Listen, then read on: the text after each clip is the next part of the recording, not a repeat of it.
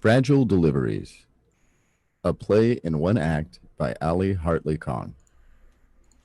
The cast: Susan, a young no-nonsense labor and delivery nurse.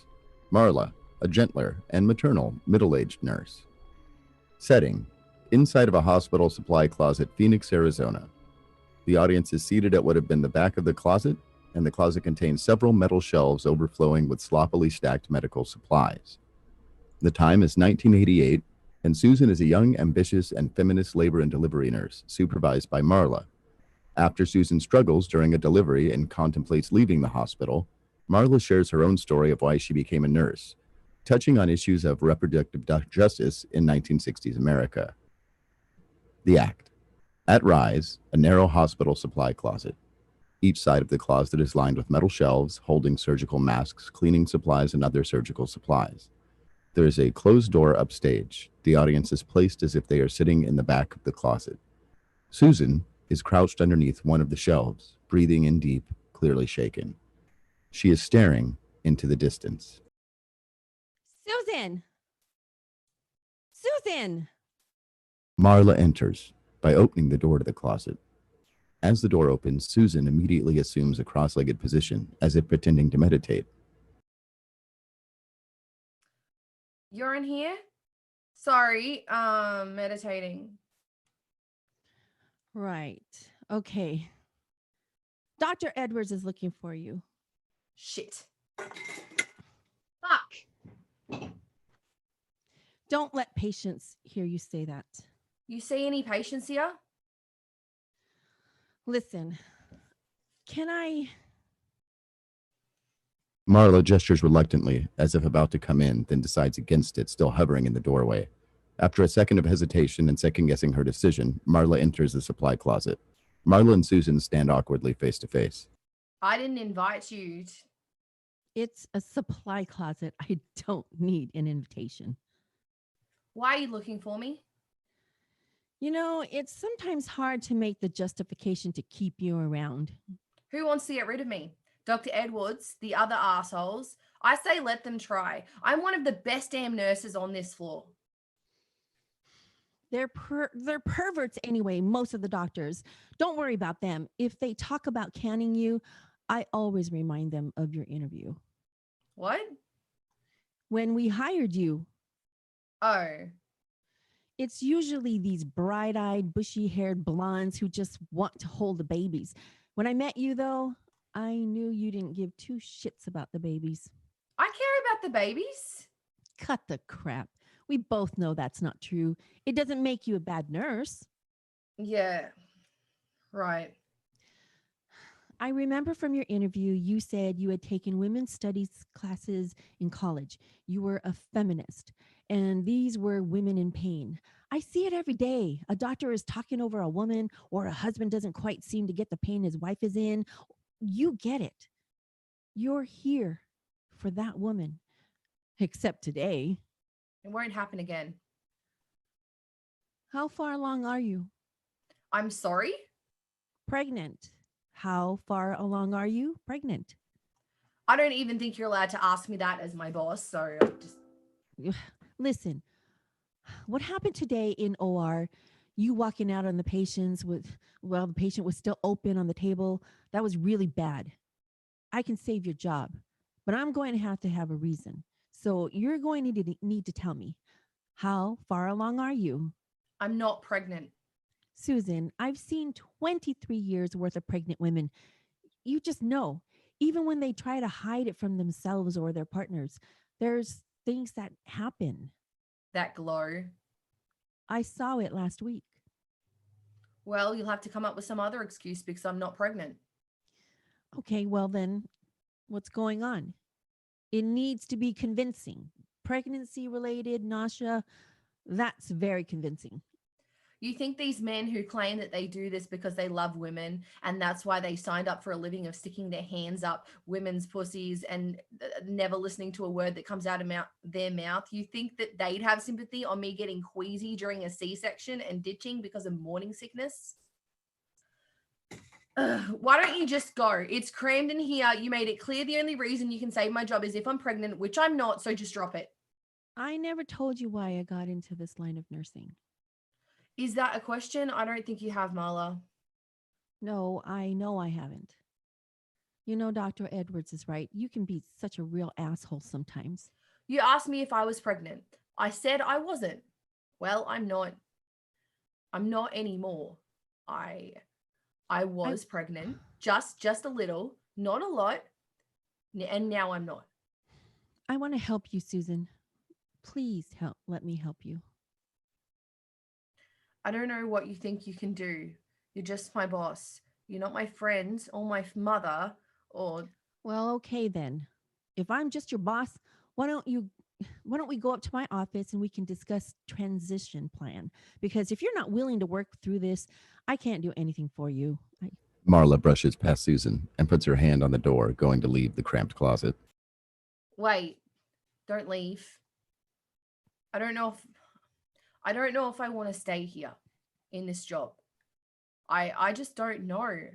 But you can tell me why you started in this job. That might help. Sit down. Susan sits cross legged on the ground. Marla takes a deep breath, then sits next to Susan, groaning as she sits. I lost a baby once too. You know, I have three boys, Mark, Gregory, and Stephen. You asked me once if Stephen was my youngest. I lied. I've never even told my children this. I don't know if I should tell you. I think it will help me figure things out. You said you wanted to help me. Okay, well, I made it through high school, okay? College too. I got married straight out. I married Larry. It didn't work out. By the time I was 28, I had three children under five, a degree in literature I'd never used, and I was divorced, living with my mom in that little suburb outside of Madison I had grown up in. Divorce, it wasn't a thing in that town. We told everyone Larry had died in a car accident. You had to lie about that? Of course, had to protect my reputation and my mother's. She even paid the local paper to run an obituary on him. You're kidding. She needn't have worried about Larry ruining my reputation. I did that for myself. One night I found myself at a bar and there was this 18-year-old kid. And there I was, 28 and divorced, but pretending to be a widow. We had sex. I didn't even get his last name. I wasn't some stupid kid, but I got pregnant. I thought I could do it. I wanted to do it. I mean, I already had three kids. What's one more? From the minute I realized I had missed a period, I knew this was the kid who was going to save me. Did your mother find out?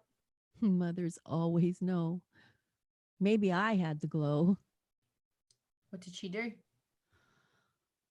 First, she hid me, made me stay in the basement every day. And when I got too big to hide, her priest arranged it so I go to this home for unwed mothers, one of those places where they'd send girls to give birth and then place the kid up for adoption. So you would have met you would have met other pregnant women. I was the oldest one. I was the only one over 20. The four other girls with me, Brenda, Sheila, Carol, and Pam, they were just kids. Pam was barely 14. She didn't even really know how she got pregnant. She kept saying over and over again that she thought only married people could get pregnant. Of course, it was the 60s and none of them had learned anything at school. Did you ever meet any of them again after? We we weren't supposed to. The names we used, they were all fake names.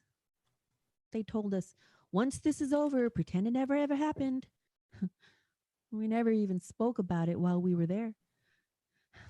The thing that was going on to happen, they kept us busy volunteering for the church, but week to week, you could see our stomach, our babies. They're growing, but we never spoke of it. What was it like giving birth in a place like that? For the part where we actually gave birth, they took us to a hospital, but they separated us from all the normal families. The doctors were all male, but the nurses, they were nuns. God, that was the worst. They were women. They should have known. Yeah. They tied my wrist to the bed like I was in an asylum.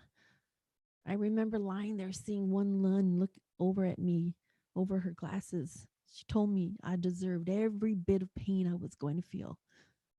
Then they dropped the mask over my face, knocked me out, and that was it. When I woke up, it was all over. They told me I had a girl. A girl. I had 3 boys, but never a girl. They had the adoption papers to sign for my daughter. They said, of course, they weren't forcing me to do it, but if I didn't sign them, I'd owe them $3,000 in medical bills. I asked if I could see my daughter first. They said I could hold her, but only after I signed her away. But you wanted to keep her. There was not a world where I got to keep the baby. They told me she was going to live in a home with a married couple who wanted a child so bad they already had the money saved up so she could go to college one day. They could give her a life I couldn't. They needed a name for her birth certificate. They said that the people who adopted her would probably change it later, but I could pick the name for now. I called her Catherine, and I held her once. And I don't know why, but I counted her fingers and her toes, all those perfect parts of her, and then they took her away. And then what did you do? The minute I walked out of there without Catherine, I knew I was never going back to my mother's. I had a friend who lived out in Phoenix, so I picked up the boys, I threw them in the backseat of my beat up old car and started driving. I kept thinking, if only they had let me keep Catherine, I could do it. I didn't know how I was going to keep these little traumatized kids in the backseat of my car fed and clothed. I needed a job, but about 10 miles outside of my friend's house, I saw a sign for a nursing college.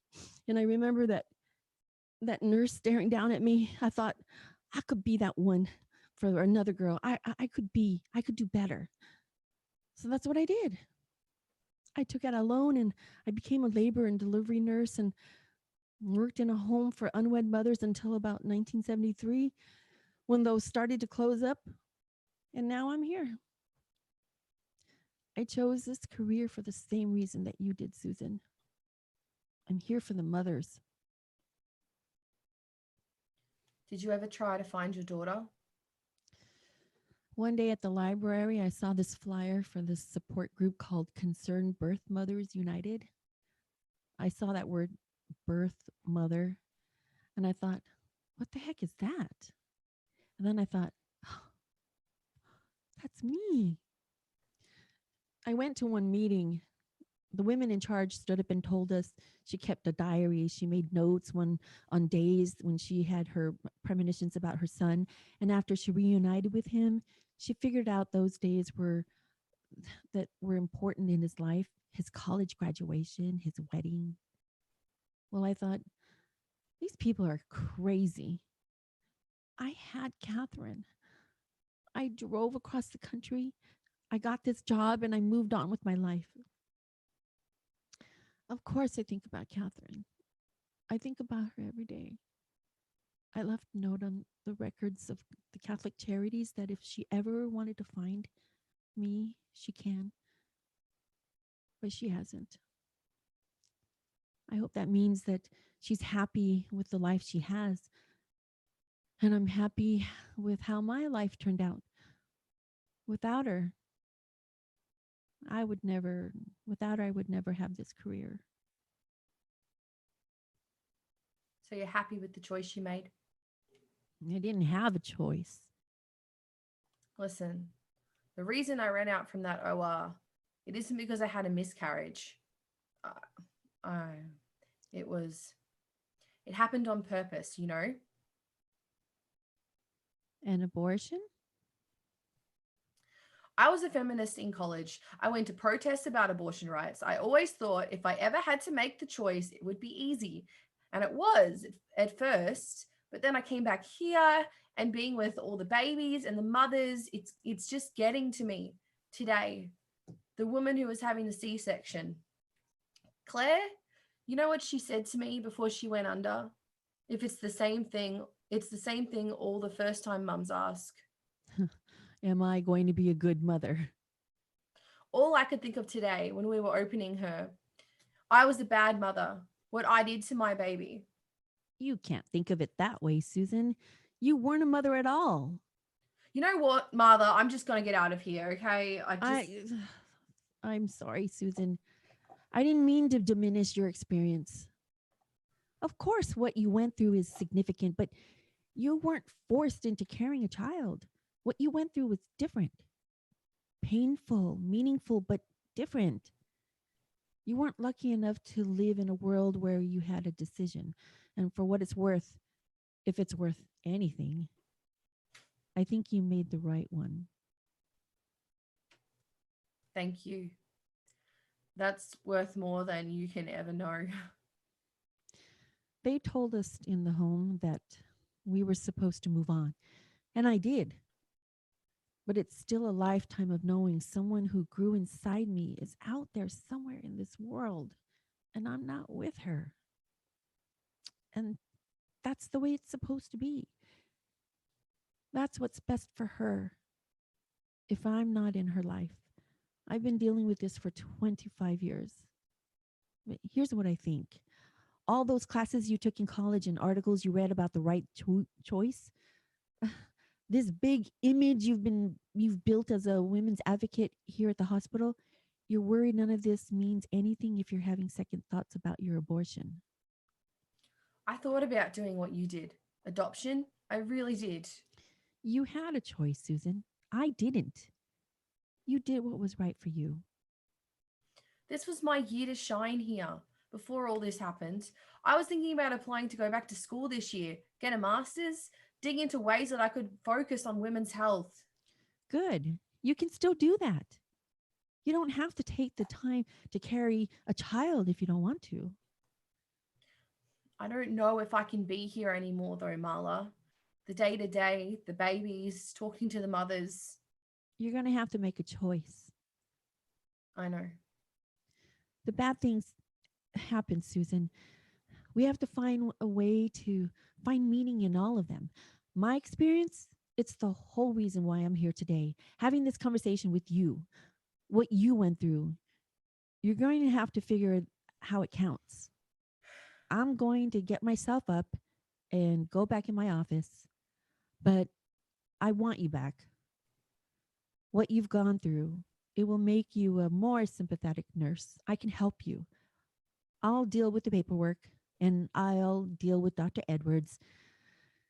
You'll have a whole life to ruminate on this, Susan, or you can move on. When you're ready, come to my office. We'll do whatever you want. We can make this right if you want to still be a nurse, but it's up to you. Your choice.